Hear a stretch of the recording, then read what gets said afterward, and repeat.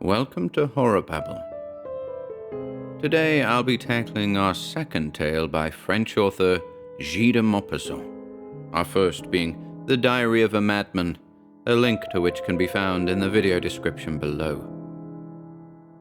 The story is called A Ghost, and, as you might imagine, explores the concept of something otherworldly haunting a remote, deserted mansion.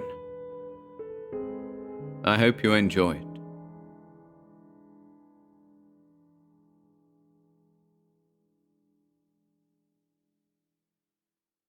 A Ghost by Guy de Maupassant.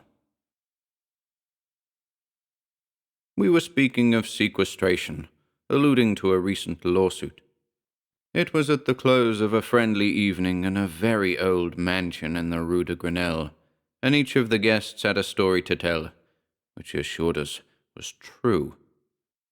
Then the old Marquis de la Tour Samuel, 82 years of age, rose and came forward to lean on the mantelpiece. He told the following story in his slightly quavering voice. I also have witnessed a strange thing, so strange that it has been the nightmare of my life. It happened 56 years ago, and yet there is not a month when I do not see it again in my dreams. From that day I have borne a mark, a stamp of fear. Do you understand? Yes, for 10 minutes I was a prey to terror, in such a way that ever since a constant dread has remained in my soul. Unexpected sounds chill me to the heart. Objects which I can ill distinguish in the evening shadows make me long to flee. I am afraid at night. No, I would not have owned such a thing before reaching my present age, but now I may tell everything. One may fear imaginary dangers at 82 years old, but before actual danger I have never turned back, mesdames. That affair so upset my mind, filled me with such a deep, mysterious unrest that I never could tell it. I kept it in that inmost part, that corner where we conceal our sad, our shameful secrets, all the weaknesses of our life which cannot be confessed. I will tell you that strange happening just as it took place, with no attempt to explain it. Unless I went mad for one short hour, it must be explainable, though. Yet I was not mad, and I will prove it to you. Imagine what you will. Here are the simple facts. It was in 1827, in July. I was quartered with my regiment in Rouen. One day, as I was strolling on the quay, I came across a man I believed I recognized, though I could not place him with certainty. I instinctively went more slowly, ready to pause. The stranger saw my impulse, looked at me, and fell into my arms. It was a friend of my younger days, of whom I had been very fond. He seemed to have become half a century older in the 5 years since I had seen him. His hair was white, and he stooped in his walk, as if he were exhausted. He understood my amazement, and told me the story of his life. A terrible event had broken him down. He had fallen madly in love with a young girl, and married her in a kind of dreamlike ecstasy. After a year of unalloyed bliss and unexhausted passion, she had died suddenly of heart disease, no doubt killed by love itself. He had left the country on the very day of her funeral, and had come to live in his hotel at Rouen. He remained there, solitary and desperate, grief slowly mining him, so wretched that he constantly thought of suicide. As I thus came across you again, he said, I shall ask a great favor of you. I want you to go to my chateau and get some papers I urgently need. They are in the writing desk of my room, of our room. I cannot send a servant or a lawyer, as the errand must be kept private. I want absolute silence. I shall give you the key of the room, which I locked carefully myself before leaving, and the key to the writing desk. I shall also give you a note for the gardener, who will let you in. Come to breakfast with me tomorrow, and we'll talk the matter over. I promised to render him that slight service. It would mean but a pleasant excursion for me, his home not being more than 25 miles from Rouen. I could go there in an hour on horseback. At 10 o'clock the next day I was with him. We breakfasted alone together, yet he did not utter more than 20 words. He asked me to excuse him. The thought that I was going to visit the room where his happiness lay shattered upset him, he said. Indeed, he seemed perturbed, worried, as if some mysterious struggle were taking place in his soul. At last he explained exactly what I was to do. It was very simple. I was to take 2 packages of letters and some papers locked in the first drawer at the right of the desk of which I had the key. He added, I need not ask you not to glance at them. I was almost hurt by his words, and told him so, rather sharply. He stammered, Forgive me, I suffer so much, and tears came to his eyes. I left about 1 o'clock to accomplish my errand. The day was radiant, and I rushed through the meadows, listening to the song of the larks, and the rhythmical beat of my sword on my riding boots. Then I entered the forest, and I set my horse to walking. Branches of the trees softly caressed my face, and now and then I would catch a leaf between my teeth and bite it with avidity, full of the joy of life, such as fills you without reason, with a tumultuous happiness almost indefinable, a kind of magical strength. As I neared the house, I took out the letter for the gardener, and noted with surprise that it was sealed. I was so amazed and so annoyed that I almost turned back without fulfilling my mission. Then I thought that I should thus display over-sensitiveness and bad taste. My friend might have sealed it unconsciously, worried as he was. The manor looked as though it had been deserted the last 20 years. The gate, wide open and rotten, held, one wondered how. Grass filled the paths. You could not tell the flower beds from the lawn. At the noise I made, kicking a shutter, an old man came out from a side door, and was apparently amazed to see me there. I dismounted from my horse and gave him the letter. He read it once or twice, turned it over, looked at me with suspicion, and asked, Well, what do you want? I answered sharply, You must know it, as you have read your master's orders. I want to get in the house. He appeared overwhelmed. He said, So, you are going in his room? I was getting impatient. Parbleu, do you intend to question me by chance? He stammered. No, monsieur, only it has not been opened since the death. If you will wait 5 minutes, I will go in to see whether— I interrupted angrily. See here, are you joking? You can't go in that room, as I have the key. He no longer knew what to say. Then, monsieur, I will show you the way. Show me the stairs and leave me alone. I can find it without your help. But still, monsieur. Then I lost my temper. Now be quiet, else you'll be sorry. I roughly pushed him aside and went into the house. I first went through the kitchen, then crossed 2 small rooms occupied by the man and his wife. From there I stepped into a large hall. I went up the stairs, and I recognized the door my friend had described to me. I opened it with ease and went in. The room was so dark that at first I could not distinguish anything.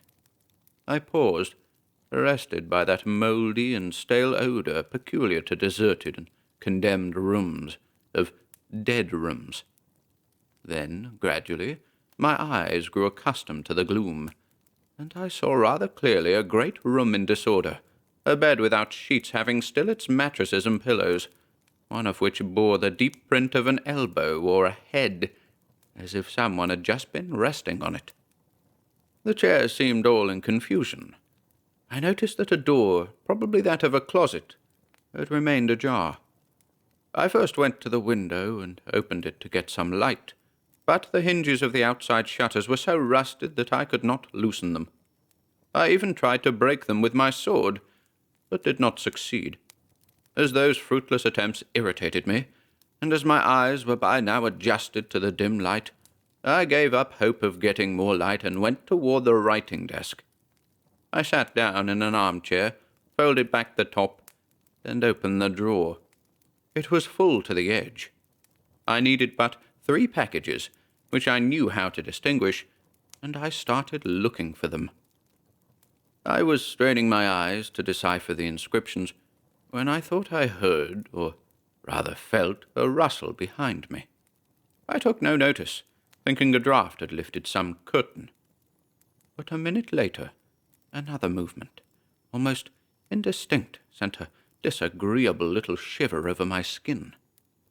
It was so ridiculous to be moved thus, even so slightly, that I would not turn round, being ashamed. I had just discovered the second package I needed, and was on the point of reaching for the third, when a great and sorrowful sigh, close to my shoulder, made me give a mad leap 2 yards away. In my spring I had turned round, my hand on the hilt of my sword, and surely, had I not felt that, I should have fled like a coward. A tall woman, dressed in white, was facing me, standing behind the chair in which I had sat a second before. Such a shudder ran through me that I almost fell back. Oh, no one who has not felt them can understand those gruesome and ridiculous terrors. The soul melts, your heart seems to stop, your whole body becomes limp as a sponge, and your innermost parts seem collapsing. I do not believe in ghosts, and yet I broke down before the hideous fear of the dead, and I suffered, I suffered more in a few minutes, in the irresistible anguish of supernatural dread, than I have suffered in all the rest of my life. If she had not spoken, I might have died. But she did speak. She spoke in a soft and plaintive voice which set my nerves vibrating. I could not say that I regained my self-control. No, I was past knowing what I did. But the kind of pride I have in me, as well as a military pride, helped me to maintain, almost in spite of myself, an honourable countenance. I was making a pose for myself and for her, whatever she was, woman or phantom. I realized this later, for at the time of the apparition, I could think of nothing. I was afraid. She said, "Oh, you can be of great help to me, monsieur." I tried to answer, but I was unable to utter one word. A vague sound came from my throat. She continued, "Will you? You can save me, cure me. I suffer terribly. I always suffer. I suffer, oh, I suffer." And she sat down gently in my chair. She looked at me. "Will you?" I nodded my head, being still paralyzed. Then she handed me a woman's comb of tortoise-shell, and murmured, "Comb my hair, oh, comb my hair. That will cure me. Look at my head, how I suffer, and my hair, how it hurts." Her loose hair, very long, very black, it seemed to me, hung over the back of the chair, touching the floor. Why did I do it? Why did I, shivering, accept that comb, and why did I take between my hands her long hair, which left on my skin a ghastly impression of cold, as if I had handled serpents? I do not know. That feeling still clings about my fingers, and I shiver when I recall it. I combed her. I handled, I know not how, that hair of ice. I bound and unbound it. I plaited it, as one plaits a horse's mane. She sighed, bent her head, seemed happy. Suddenly she said, "Thank you," tore the comb from my hands, and fled through the door which I had noticed was half opened. Left alone, I had for a few seconds the hazy feeling one feels in waking up from a nightmare. Then I recovered myself. I ran to the window and broke the shutters by my furious assault. A stream of light poured in. I rushed to the door through which that being had gone. I found it locked and immovable. Then a fever of flight seized on me. A panic, the true panic of battle. I quickly grasped the 3 packages of letters from the open desk. I crossed the room running. I took the steps of the stairway 4 at a time. I found myself outside, I don't know how, and seeing my horse close by, I mounted in one leap and left at a full gallop. I didn't stop till I reached Rouen, and drew up in front of my house. Having thrown the reins to my orderly, I flew to my room and locked myself in to think. Then for an hour I asked myself whether I had not been the victim of an hallucination. Certainly, I must have had one of those nervous shocks, one of those brain disorders such as give rise to miracles, to which the supernatural owes its strength. And I had almost concluded that it was a vision, an illusion of my senses, when I came near to the window. My eyes, by chance, looked down. My tunic was covered with hairs, long woman's hairs which had entangled themselves around the buttons. I took them off one by one and threw them out of the window with trembling fingers. I then called my orderly. I felt too perturbed, too moved to go and see my friend on that day. Besides, I needed to think over what I should tell him. I had his letters delivered to him. He gave a receipt to the soldier. He inquired after me, and was told that I was not well. I had had a sunstroke or something. He seemed distressed. I went to see him the next day, early in the morning, bent on telling him the truth. He had gone out the evening before, and had not come back. I returned the same day, but he had not been seen. I waited a week. He did not come back. I notified the police. They searched for him everywhere, but no one could find any trace of his passing or of his retreat. A careful search was made in the deserted manor.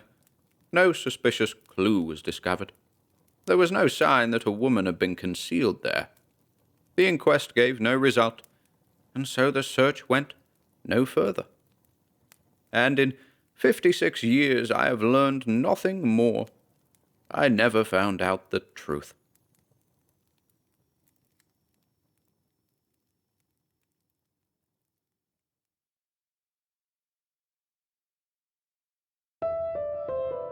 Thank you for listening today. If you'd like to support our work here at HorrorBabble, be sure to check out the video description below, where you'll find links to our Bandcamp and Patreon pages, our merch store over at Teespring, and further information relating to our releases on Audible, iTunes, and Spotify. And until next time,